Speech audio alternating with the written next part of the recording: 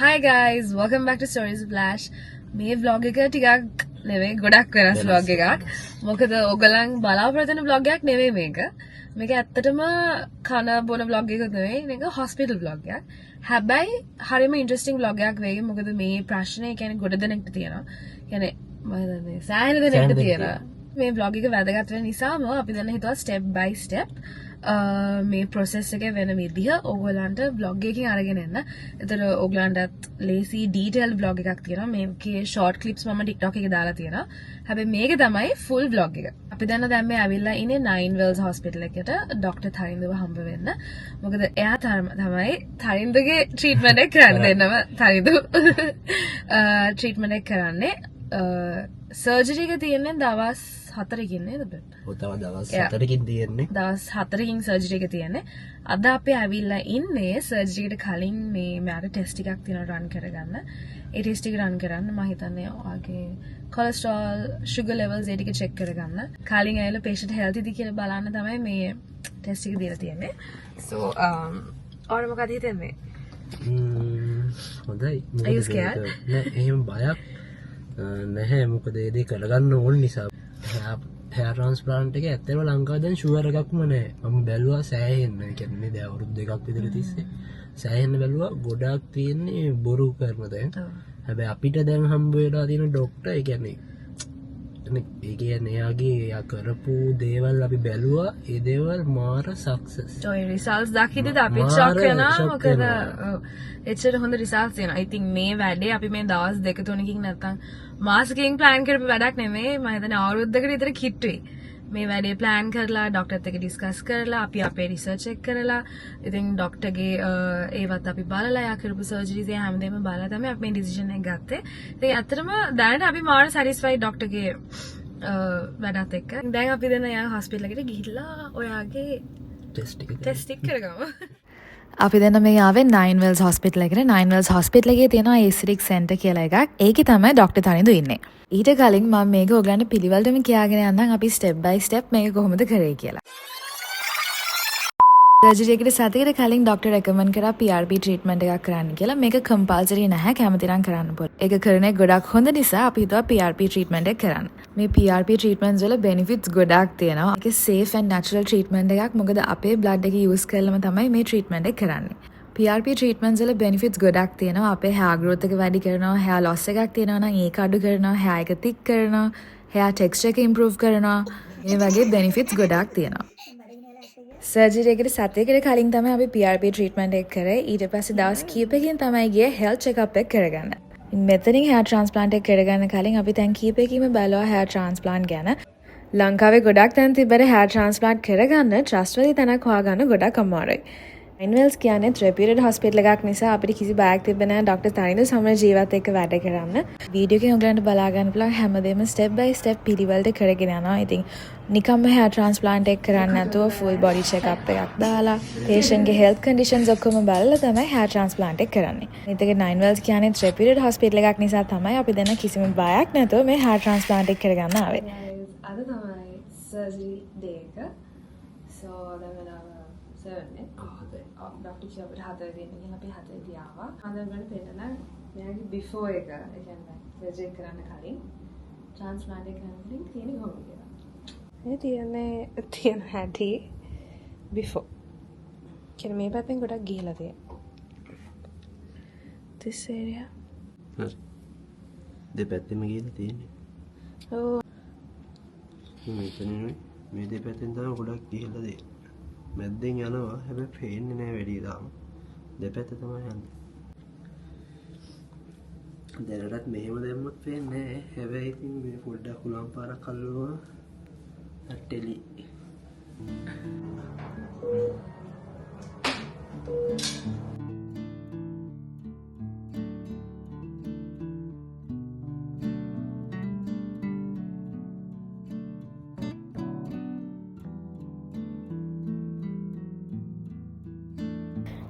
ඉතින් දැන් ડોක්ටර් කරන්නේ ට්‍රාන්ස්ප්ලාන්ට් එක මොන ඒරියා එකකටද කරන්න කියලා බලලා කොණ්ඩේ වෙන් කරලා ඔයගලන්ට දැන් පේනවා ඇති කොච්චර තයිදක කොණ්ඩේ ගිහිල්ලා තියනවාද කියලා සයිඩ්ස් වලින්.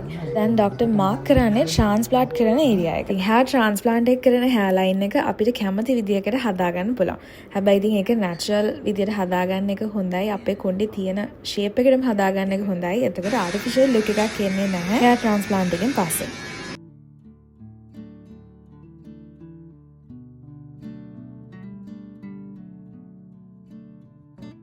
And now it's time for the surgery. තරින්දගේ hair surgery එකට දවස් 2ක් ගියා. ඉතින් තියෙන hair loss එක අනුව time එක depend වෙනවා. මාත් ඉතින් දවස් 2කේම theatre එක ඇතුළට වෙලා මුළු surgery එකම බලාගෙන හිටියා. ඉතින් මට ඕගලන්ට පොඩි summary එකක් දෙන්න පුළුවන් surgery එකේ මොනවද උනේ කියලා. surgery එක අපි 7:30 වගේ වෙද්දි පටන් ගත්තා. ඉතින් මුලින්ම ડોක්ටර් කරේ අර ඔළුවේ තියෙන grafts ටික ගලවනවා. ඒ කියන්නේ transplant කරන්න තියෙන grafts ටික ඔළුව පිටිපස්සෙන් ගලවලා තමයි ඉස්සරහට transplant කරන්නේ. ලන්ච් එකට කලින් ડોක්ටර් කරේ grafts ටික ගලවන එක. අයිත් ලන්ච් වලින් පස්සේ ડોක්ටර් කරේ grafts ටික ඔළුවට implant කරන එක.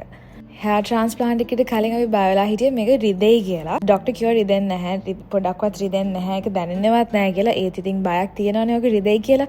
ඒත් ඔයගලන් බලන වීඩියෝ එක පුරාවටම තයින්ද කියන්නේ එයාට රිදෙන්නේ නැහැ කියලා. මොකද එයාට පේන් එකක් දැනුන්නේ නැහැ. ડોක්ටර් ගහන නවී ඉන්ජෙක්ෂන්ස් නිසා. ඉතින් හොස්පිටල් එකේම අපිට උදේ බ්‍රෙක්ෆාස්ට් හම්බුණා. ආයෙත් 10ට විතර ස්නැක් එකක් හම්බුණා. ආයෙත් දවල්ට ලන්ච් එක.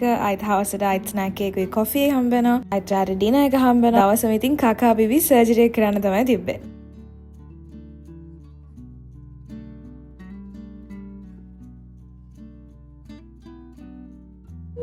Hi. Break එකක් තියෙනවා. Yeah, 5 minutes, 10 minutes වගේ break එකක් ගත්තා.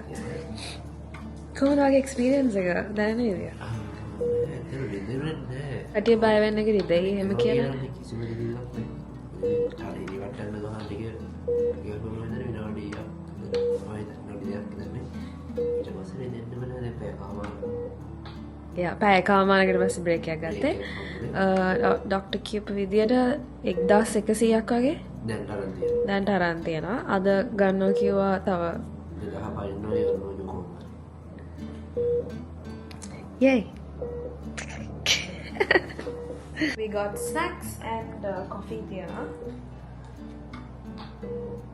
අය ડોක්ටර් නෑ සිල්ලක මියුසික් ගාගෙන හරිම කූල් එක. ස්ට්‍රෙස් නෑ බය ගන්න. බයක් දැනෙන්නේ නැහැ.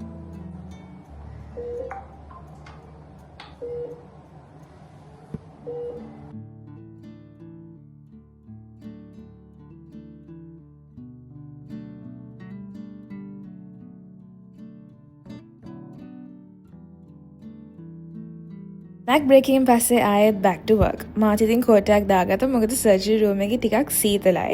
ඒක නිසා මම කෝට් එකක් හැඳගත්තා. සර්ජරි එක මැද heart rate එක, blood pressure එක ඔක්කොම check කරනවා. ඉතින් හැමදේම පිළිවෙලට කරගෙන යනවා ඒගොල්ලන්. තරිදනම් සර්ජරි එක වෙලාවේ භාගයට භාගයක්ම කරේ නිදා ගන්න එක. ඉතින් මම බලාගෙන හිටියා. එයා නම් හොඳට නිදාගෙන හිටියා. දැන් lunch break.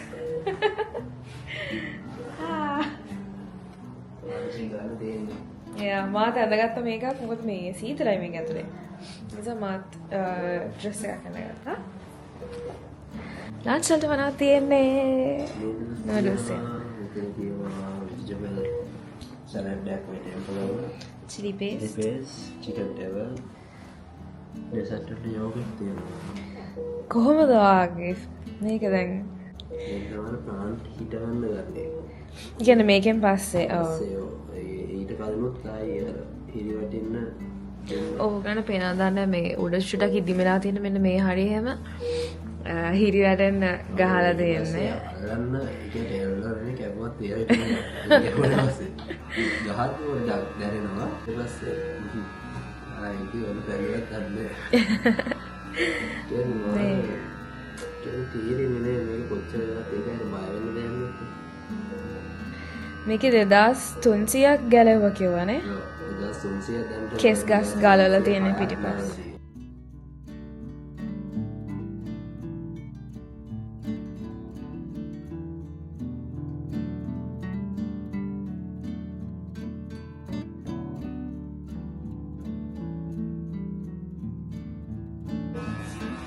Ready? දැන් තියෙන්නේ කොණ්ඩේ හිටවන්න. Ready right. කිසි බයක් නෑ නේ ඒවට.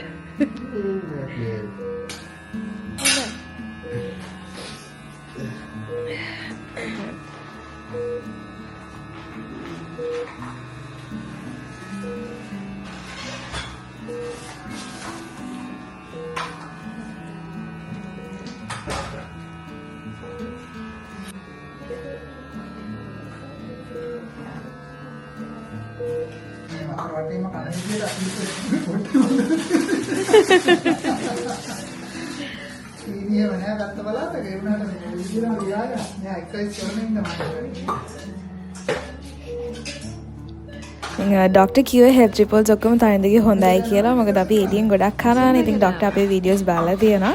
ඒක නිසා එයා හිතලා තියෙන කන විදියට රිපෝට්ස් එහෙම ආල් වෙයි කියලා. හැබැයි තාම මොකුත් නැහැ. maybe because like තනින්ද workout එකක් කරනවා. balance එකේ යන නිසා තාම එයාගේ හෙල්ත් රිපෝට්ස් නම් ඔක්කොම හොඳයි.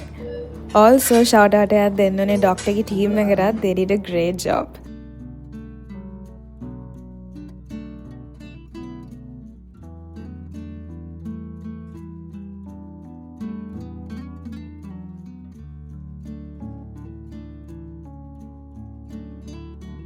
Tea break. And then hi guys.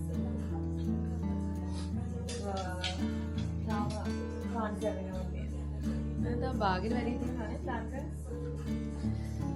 plan करा height मैंने हेड अप करा है इधर तब साइड जरिंग गाले वाला height plan करवा मैं ना वो तो नींद आता है अम्मा දැන් වෙලාව 7:28යි. පළවෙනි දවසේ සර්ජරි එක ගියා රෑ 8 මාර වෙනකන්. හෙයාර් ට්‍රාන්ස්ප්ලාන්ට් එකක් කියන්නේ හැමදාම කරන එකක් නෙමෙයි. ඉතින් ඕක එකපාර හොඳ තැනකින් කරන එක හොඳයි. ඉතින් 9 wells hospital එක කියන්නේ හැමෝම දන්න reputed hospital එකක්. ඩොක්ටර් හෙයා නැත්නම් ඩොක්ටර් තරිඳු සමරජීව කියන්නේ ට්‍රාන්ස්ප්ලාන්ට් ගැන හොඳට ස්ටඩි කරපු කෙනෙක්. ටර්කි ගිහිල්ලත් හෙයාර් ට්‍රාන්ස්ප්ලාන්ට් ගැන හොඳට ස්ටඩි කරපු ප්‍රොෆෙෂනල් ඩොක්ටර් කෙනෙක්. ඒක නිසාම තමයි අපි හිතුවේ ඩොක්ටර් තරිඳු සමරජීවට කියලා මේ හෙයාර් ට්‍රාන්ස්ප්ලාන්ට් එක කරගන්නවා කියලා. ඕගලන්ට වීඩියෝ එක ඉස්සරහට බලා ගන්න පුළුවන්. හෙයාර් ට්‍රාන්ස්ප්ලාන්ට් එකෙන් විතරක් නැවතෙන්නේ නැහැ. ඩොක්ටර් තව ආෆ්ටර් කෙයාර් පැක් එකක් දෙනවා. කොණ්ඩේ කොහොමද බලා ගන්න ඕනි කියලා කියනවා.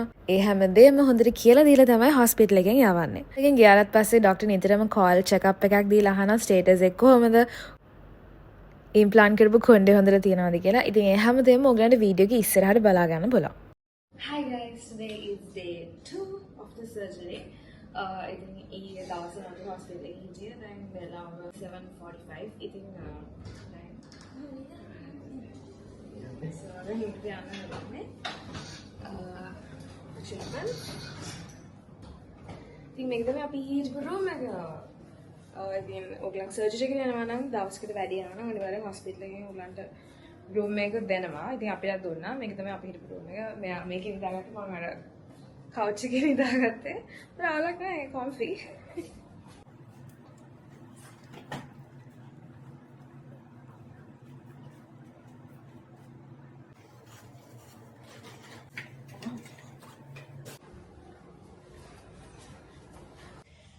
Hi guys, lunch. The lunch එක තියෙන්නේ fried rice. දැන් තනින්දිගාර extraction part එක ඔක්කොම ඉවරයි. දැන් වෙලාව 2යි. ඉතින් ඩොක්ටර් එකම ආවිතරයි.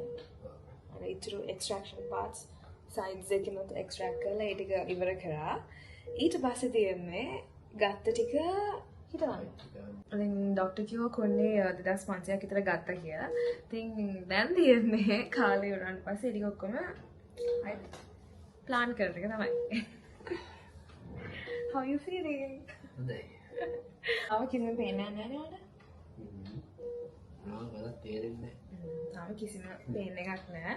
මොකද ඔක්කොම කරන්නේ ඒගොල්ලෝ අර හිරිවට්ටලා. ඒක නිසා so දැන් ඉතින් කන්න තියන්නේ.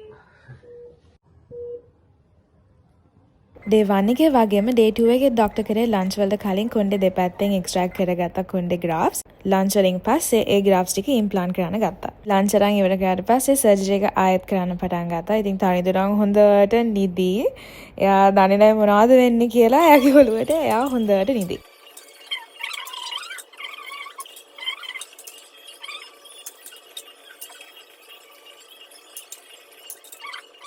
අර ඉම්ප්ලාන්ට් කරපු ග්‍රාෆ්ස් හැබැයි තාම ඉවර නෑ. මේ තියෙන්නේ ෆයිනල් ලුක් එක ඉවර වුණාට පස්සේ ගලවපු ග්‍රාෆ්ස් ටික දැන් ඔක්කොම ඉම්ප්ලාන්ට් කරලා තියෙන්නේ. දැන් hair transplant surgery එක ඉවරයි. දැන් අපේ අතේ තමයි තියෙන්නේ මේක ප්‍රොටෙක්ට් කරගන්න විදිය.